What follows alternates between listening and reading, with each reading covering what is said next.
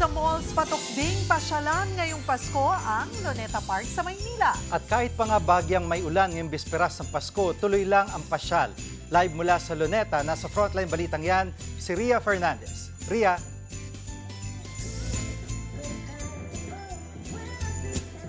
Cheryl, Gigi, alam nyo, kahit makulimlim at paambon-ambon sa maghapon, tuloy pa rin yung ilang mga kababayan natin sa pagpunta dito sa Rizal Park ngayong bisperas ng Pasko. Merry Christmas! Yan ang masayang bati ng pamilya ni Riza sa ating mga kapatid. Sinusulit nila ang bakasyon dito sa Maynila.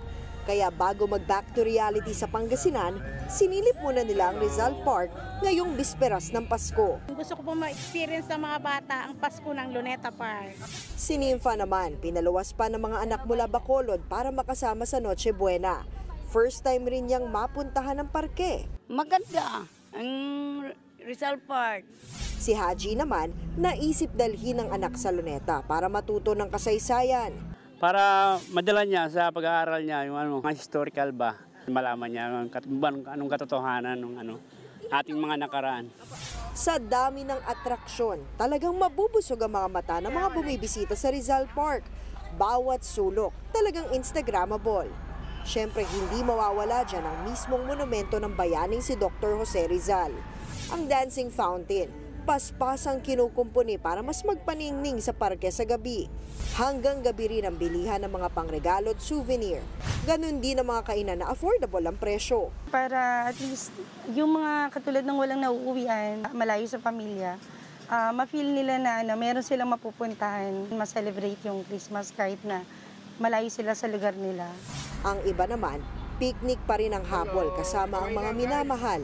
Yun nga lang, napatayo sa inilatag na banigang ilan nang biglang lumakas ang ambon. Pero mayroon din namang hindi nagpatinag. Inaasahang mas dadami ang tao sa parke bukas, mismong araw ng Pasko.